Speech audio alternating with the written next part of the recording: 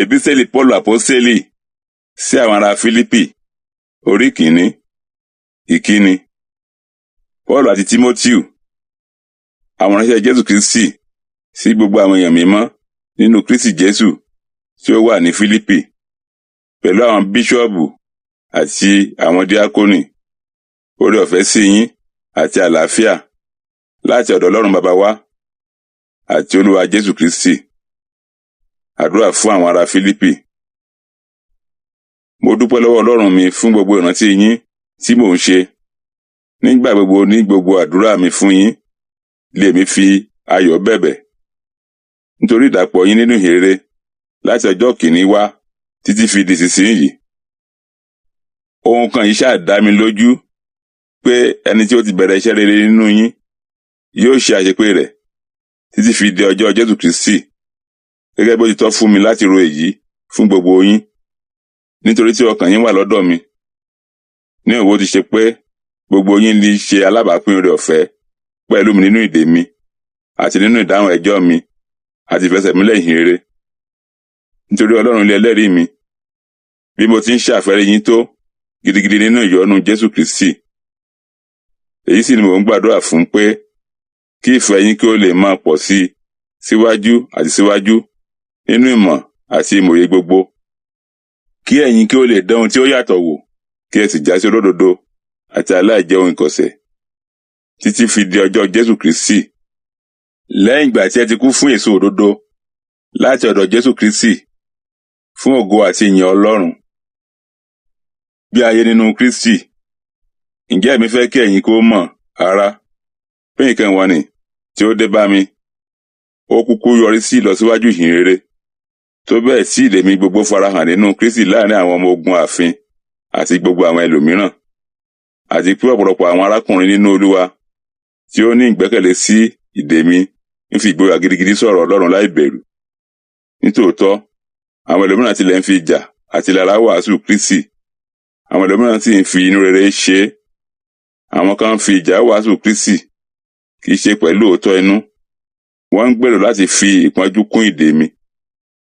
Àwọn kan ìwé sì ń fi ìfẹ́ ṣe é, nítorí tí wọ́n mọ̀ pé a gbé mi dìde fún ìdájọ́ ọjọ́ ìhìnrere. Ǹjẹ́ kí ni, bí kò ṣe pé níbi gbogbo, ìbáà ṣe ní ti àfẹ̀sẹ̀ṣe tàbí ní ti òtítọ́, a sáà ń wàásù Kristi. Èmi sì ń yọ̀ nítorí náà, nítòótọ́ èmi ó sì máa yọ̀, nítorí tí mo mọ̀ pé èyí ni yóò yọrí sí ìgbàlà fún mi láti inú àdúrà yín wá, àti ìfikún ẹ̀mí Jésù Kristi, gẹ́gẹ́ bí ìnàgà àti ìrètí mi pé kí ojú kó má ṣe tì mí lé ohunkóhun, ṣùgbọ́n pẹ̀lú ìgboyà gbogbo, bí nígbà gbogbo, bẹ́ẹ̀ nísinsìnyí pẹ̀lú, a ó gbé Kristi ga lára mi, ìbáà ṣe nípa ìyè tàbí nípa ikú. Nítorí ní ti èmi, láti wà láàyè jẹ́ Kristi, láti kú jẹ́ èrè. Ṣùgbọ́n bí láti wà láàyè nínú ara bá jẹ́ èso iṣẹ́ mi, nígbà náà ohun tí èmi ó yàn èmi kò mọ̀. Ṣùgbọ́n èmi ń bẹ ní iyèméjì. Mo ní ìfẹ́ láti lọ àti láti wà lọ́dọ̀ Kristi, nítorí ó dára púpọ̀ jù. Síbẹ̀ láti wà nínú ara jẹ́ àǹfààní nítorí ti yín. Bí èyí sì ti dá mi lójú, mo mọ̀ pé èmi ó dúró, èmi ó sì máa bá gbogbo yín gbé fún ìlọsíwájú àti ayọ̀ yín nínú ìgbàgbọ́. Kí ìṣògo yín kó lè di púpọ̀ gidigidi nínú Jésù Kristi, nínú mi nípa ìpadàwá mi sọ́dọ̀ yín. Kìkì kí ẹ sáà jẹ́ kí ìwà ayé yín kó máa rí gẹ́gẹ́ bí ìhìnrere Kristi, pé yálà bí mo tilẹ̀ wá wò yín tàbí èmi kò sí, kí èmi kó lè máa gbúròó bí ẹ ti ń ṣe pé ẹ̀yin dúró ṣinṣin nínú ẹ̀mí kan, ẹ̀ ń jùmọ̀ níjàkadì nítorí ìgbàgbọ́ ìhìnrere pẹ̀lú ọkàn kan. Kí ẹ má sì jẹ́ kí àwọn ọ̀tá dẹ́rù bà yín lé ohunkóhun, èyí tí ń ṣe àmì tí ó dájú fún ìparun wọn, ṣùgbọ́n ti ìgbàlà yín, àti èyí nìní láti ọwọ́ Ọlọ́run wá. Nítorí ní ti Kristi, ẹ̀yin láti yọ̀ǹda fún, kì í ṣe láti gbàgbọ́ nìkan, ṣùgbọ́n láti jìyà nítorí rẹ̀ pẹ̀lú. Ẹ sì ní ìjà kan náà tí ẹ̀yin ti rí nínú mi, tí ẹ̀yin sì gbọ́ nísìnyí pé ó wà nínú mi.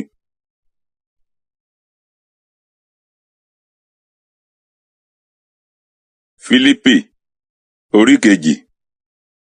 Jésù rẹ ara rẹ̀ sílẹ̀. Nítorí náà, bí ìtùnú kan bá wà nínú Kristi, bí ìṣìpẹ̀ ìfẹ́ kan bá sì wà, bí ìdàpọ̀ ti ẹ̀mí kan bá wà, bí ìyọ́nú àánú àti ìṣeun bá wà, ẹ mú ayọ̀ mi kún, kí ẹ̀yin kí ó lè jẹ́ onínú kan náà, kí ìmọ̀ yín kí ó ṣọ̀kan, kí ẹ sì ní ọkàn kan. Ẹ má jẹ́ fi ìjà tàbí ògo asán ṣe ohunkóhun, ṣùgbọ́n ní ìrẹ̀lẹ̀ ọkàn, kí olúkúlùkù ro àwọn ẹlòmíràn sí ẹni tí ó sàn ju ohun tìkára rẹ̀ lọ. Kí olúkúlùkù yín kí ó má ṣe wo ohun tirẹ̀, ṣùgbọ́n olúkúlùkù ohun ti ẹlòmíràn. Ẹ ní èrò yìí nínú yín, èyí tí ó wà pẹ̀lú nínú Kristi Jésù, ẹni tí ó tilẹ̀ jẹ́ àwòrán Ọlọ́run, tí kò kà á sí ìwọra láti bá Ọlọ́run dọ́gba, ṣùgbọ́n ó bọ́ ògo rẹ̀ sílẹ̀, ó sì mú àwòrán ṣẹ́, a sì ṣe é ní àwòrán èèyàn. Nígbà tí a sì ti rí i ní ìrí èèyàn, ó rẹ̀ ara rẹ̀ sílẹ̀, ó sì tẹríba títí dé ojú ikú, àní ikú orí àgbélébù. Nítorí náà, Ọlọ́run pẹ̀lú sì ti gbé e ga gidigidi, ó sì fi orúkọ kan fún un tí ó borí gbogbo orúkọ, pé lé orúkọ Jésù ní kí gbogbo eékún kí ó máa kúnlẹ̀, àwọn ẹni tí ń bẹ lé ọ̀run, àti àwọn ẹni tí ń bẹ ní ilẹ̀, àti àwọn ẹni tí ń bẹ ní ìsàlẹ̀ ilẹ̀, àti pé kí gbogbo àwọn kí ó máa jẹ́wọ́ pé Jésù Kristi ni Olúwa, fún ògo Ọlọ́run Baba. Onígbàgbọ́ jẹ́ ìmọ́lẹ̀ ayé. Nítorí náà, ẹ̀yin olùfẹ́ mi, gẹ́gẹ́ bí ẹ̀yin sì ń gbọ́ràn nígbà gbogbo, kì í ṣe nígbà tí mo wà lọ́dọ̀ yín nìkan, ṣùgbọ́n pàápàá nísinsìnyí tí èmi kò sí, ẹ máa ṣiṣẹ́ ìgbàlà yín yọrí pẹ̀lú ìbẹ̀rù àti ìwárìrì.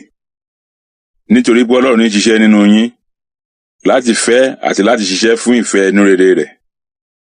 Ẹ máa ṣe ohun gbogbo lé àìsí ìkùnsínú àti ìjiyàn, kí ẹ̀yin kí ó lè jẹ́ aláìlẹ́gàn àti oníwà tútù ọmọ Ọlọ́run, aláìlábàwọ́n, láàrin oníwà wíwọ́ àti alárékérekè orílẹ̀-èdè, láàrin àwọn ẹni tí ń rí yín bí ìmọ́lẹ̀ ilé ayé. Ẹ sì máa nawọ́ ọ̀rọ̀ ìyè jáde, kí èmi kí ó lè ṣògo lí ọjọ́ Kristi pé èmi kò sáré lásán, bẹ́ẹ̀ ni èmi kò ṣe làálàá lásán. Àní, bí a tilẹ̀ tú mi dà sórí ẹbọ àti iṣẹ́ ìsìn ìgbàgbọ́ yín, mo yọ̀, mo sì ń bá gbogbo yín yọ̀ pẹ̀lú. Bákan náà ni kí ẹ̀yin kí ó máa yọ̀, kí ẹ sì máa bá mi yọ̀ pẹ̀lú. Tímótíù àti Epafroditu. Ṣùgbọ́n mo ní ìrètí nínú Jésù Olúwa láti rán Tímótì sí yín lọ́lọ́ yìí, kí èmi pẹ̀lú lè ní ìfọ̀kànbalẹ̀ nígbà tí mo bá gbúròó ìjókòó yín. Nítorí èmi kò ní ẹni onínú kan náà tí ó dàbí rẹ̀, tí yóò máa fi tinútinú ṣe àníyàn yín. Nítorí gbogbo wọn ní tọ́jú nǹkan ti ara wọn, kì í ṣe nǹkan tí í ṣe ti Jésù Kristi. Ṣùgbọ́n ẹ ti mọ̀ dájúdájú pé gẹ́gẹ́ bí ọmọ lọ́dọ̀ bàbá rẹ̀, bẹ́ẹ̀ ló sì ń bá mi ṣiṣẹ́ pọ̀ nínú ìhìnrere. Nítorí náà, mo ní ìrètí láti rán sí yín nísinsìnyí, nígbà tí mo bá wòye bí yóò ti rí fún mi. Ṣùgbọ́n mo gbẹ́kẹ̀lé Olúwa pé èmi tìkára mi pẹ̀lú yóò wà ní lọ́ọ́lọ́. Mo kà á sí pé n kò lè ṣàìrán Epafroditu arákùnrin mi sí yín, àti olùbáṣiṣẹ́ mi àti ọmọ ogun ẹgbẹ́ mi, ṣùgbọ́n ìránṣẹ́ yín àti ẹni tí ń ṣe ìránṣẹ́ fún mi nínú àìní mi. Nítorí tí ọkàn rẹ̀ ń fà sí gbogbo yín, ó sì kún fún ìbànújẹ́, nítorí tí ẹ̀yin ti gbọ́ pé òun ti ṣe àìsàn. Nítòótọ́ ló ti ṣe àìsàn títí dé ojú ikú, ṣùgbọ́n Ọlọ́run ti ṣàánú fún un, kì í sì ṣe fún òun nìkan, ṣùgbọ́n fún mi pẹ̀lú, kí èmi kó má ṣe ní ìbànújẹ́ lórí ìbànújẹ́. Nítorí náà ni mo ṣe fi tìtara rán pé nígbà tí ẹ̀yin bá sì tún rí i, kí ẹ̀yin kí ó lè yọ̀, àti kí ìbànújẹ́ mi kí ó lè dínkù. Nítorí náà, ẹ fi ayọ̀ púpọ̀ gbà á nípa ti Olúwa, kí ẹ sì máa bu ọlá fún irú àwọn ẹni bẹ́ẹ̀. Nítorí pé nítorí iṣẹ́ Kristi ló ṣe súnmọ́ ẹnu ọ̀nà ikú, tí kò sì ka ẹ̀mí ara rẹ̀ sí, láti mú àìtó iṣẹ́ ìsìn yín sí mi kún.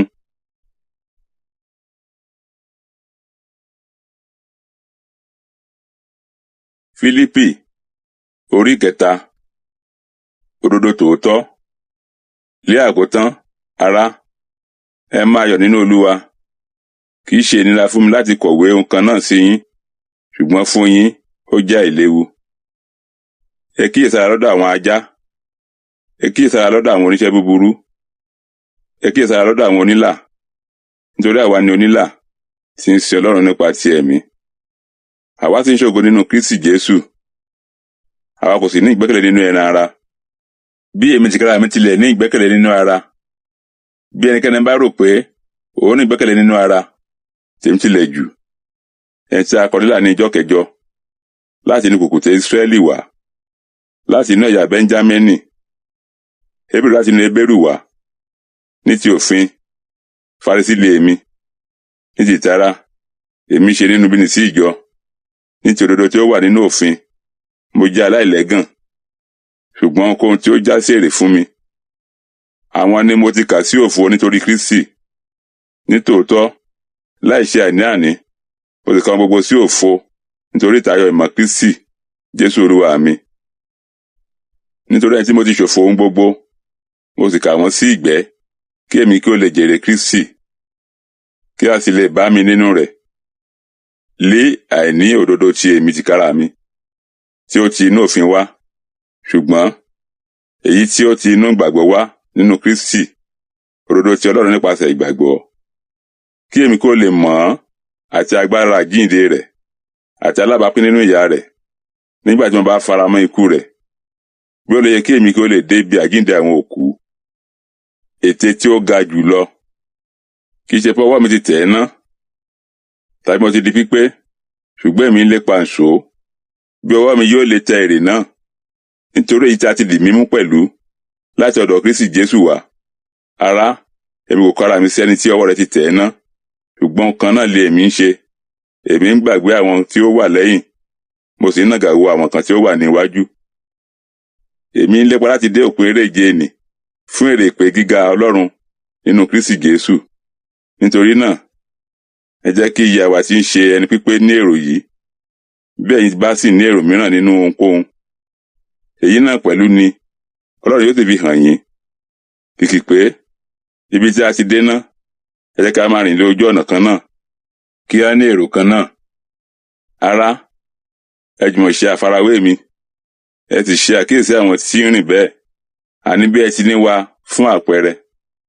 Nítorí ọ̀pọ̀lọpọ̀ ní rìn nípasẹ̀ àwọn ẹni tí mo ti ń wí fún yín nígbàkúùgbà, àní tí mo sì ń sọ bí mo ti ń wí fún yín nísinsìnyí, pé ọ̀tá àgbélébù Kristi ni wọ́n, ìgbẹ̀yìn tí ń ṣe ìparun, ikùn ẹni tí ń ṣe Ọlọ́run wọn, àti ògo ẹni tí ń wà nínú ìtìjú wọn, àti àwọn ẹni tí ń tọ́jú ohun ayé.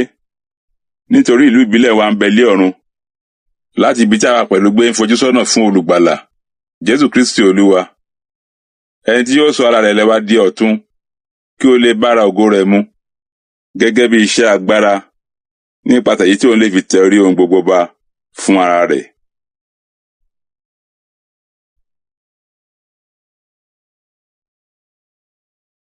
Fílípì, orí 4, ọ̀rọ̀ ìyànjú. Nítorí náà, ẹ̀yin ará mi olùfẹ́, tí mo ti ń ṣàfẹ́rí gidigidi, ayọ̀ àti adé mi, ẹ dúró ṣinṣin bẹ́ẹ̀ nínú Olúwa, ẹ̀yin olùfẹ́ mi. Èmi bẹ̀ Euodia, mo sì ń bẹ̀ Síńtíkè, kí wọ́n ní inú kan náà nínú Olúwa. Mo sì bẹ̀ ọ́ pẹ̀lú, bí alájọrò àjàgà mi tòótọ́, ran àwọn obìnrin wọn nì lọ́wọ́, nítorí wọ́n bá mi ṣiṣẹ́ pọ̀ nínú ìhìnrere, àti Kílẹ́mẹ́ntì pẹ̀lú, àti àwọn olùbáṣiṣẹ́ mi yòókù pẹ̀lú. Orúkọ àwọn tí ń bẹ nínú ìwé ìyè. Ẹ máa yọ̀ nínú Olúwa nígbà gbogbo. Mo sì tún wí, ẹ máa yọ̀. Ẹ jẹ́ kí ìpamọ́ra yín di mímọ̀ fún gbogbo ènìyàn. Olúwa ń bẹ nítòsí. Ẹ má ṣe àníyàn ohunkóhun, ṣùgbọ́n nínú ohun gbogbo, nípa àdúrà àti ẹbọ pẹ̀lú ìdúpẹ́, ẹ máa fi ìbéèrè yín hàn fún Ọlọ́run. Àti àlàáfíà Ọlọ́run, tí ó ju ìmọ̀ràn gbogbo lọ, yóò ṣọ́ ọkàn àti èrò yín nínú Kristi Jésù. Lé àkótán, ará, ohunkóhun tí ń ṣe òótọ́, ohunkóhun tí ń ṣe ọ̀wọ̀, ohunkóhun tí ń ṣe títọ́, ohunkóhun tí ń ṣe mímọ́, ohunkóhun tí ń ṣe fífẹ́, ohunkóhun tí ó ní ìròyìn rere, bí ìwà títọ́ kan bá wà, bí ìyìn kan bá sì wà, ẹ máa gba nǹkan wọ̀nyí rò. Nǹkan wọn nì tí ẹ̀yin ti kọ́, tí ẹ̀yin sì ti gbà, tí ẹ̀yin sì ti gbọ́, tí ẹ̀yin sì ti rí lọ́wọ́ mi, ẹ máa ṣe wọ́n. Ọlọ́run àlàáfíà yóò sì wà pẹ̀lú yín. Pọ́ọ̀lù dúpẹ́ fún ẹ̀bùn. Ṣùgbọ́n èmi yọ̀ gidigidi nínú Olúwa pé àsìwá àsìbọ̀ èrò yín tún sọjí fún mi. Èyí tí ẹ̀ ń rò ní tòótọ́, ṣùgbọ́n ẹ̀yin kò ní àkókò tí ó wọ̀. Kì í ṣe pé èmi ń sọ nítorí àìní, nítorí pé ipòkípò tí mo bá wà, mo ti kọ́ láti ní ìtẹ́lọ́rùn nínú rẹ̀. Mo mọ̀ bí a ti ṣe é di rírẹ̀ sílẹ̀. Mo mọ̀ bí a ti ṣe é di púpọ̀, lé ohunkóhun àti lé ohun gbogbo. Mo ti kọ́ àṣírí àti máa jẹ àjẹyó, àti láti wà lé àìjẹ, láti máa ní àníjù, àti láti ṣe aláìní. Èmi lè ṣe ohun gbogbo nínú Kristi, ẹ tí fi agbára fún mi. Ṣùgbọ́n ẹ̀ ń ṣe ohun gidigidi ní ti pé ẹ̀yin ṣe alábàápín nínú ìpọ́njú mi. Ẹ̀yin pàápàá sì mọ̀ pẹ̀lú, ẹ̀yin ará Fílípì, pé ìbẹ̀rẹ̀ ìhìn rere. Nígbà tí mo kúrò ní Makedonia, kò sí ìjọ kan tí ó bá mi ṣe alábàápín ní ti gbígbà àti fífúnni, bí kò ṣe ẹnìkan ṣoṣo. Nítorí ní Tẹsalóníkà gidi, ẹ̀yin ránṣẹ́, ẹ sì tún ránṣẹ́ fún àìní mi. Kì í ṣe nítorí èmi ń fẹ́ ẹ̀bùn náà, ṣùgbọ́n èmi ń fẹ́ èso tí yóò máa di púpọ̀ nítorí yín.